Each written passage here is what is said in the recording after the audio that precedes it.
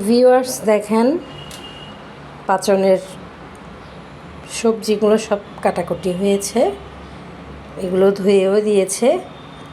আমি শুধু রান্না করব।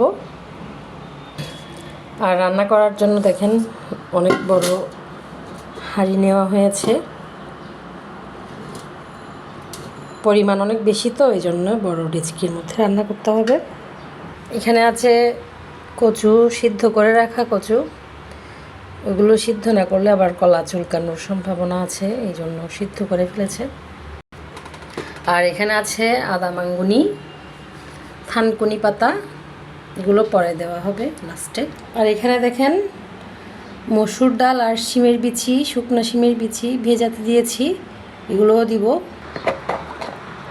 আর এখানে হচ্ছে কলার বলি, এগুলো সিদ্ধ করে রেখেছে, তাই কষ কষ হয়ে গেছে, কালো কালো হয়ে গেছে। আর এখানে সিদ্ধ করে রাখা শিম আর লাউ রেখেছিল মনে হয়, আর সজনে ডাঁটা, এগুলো দিব একদম। এগুলো যখন হয়ে যাবে প্রায়, তখন দিব। তো আমি একে একে ঝাঁকা থেকে সব সবজি ডেচকিতে নিয়ে ফেলছি, একেবারে হাত মাখার মতো করে দিয়ে দিব।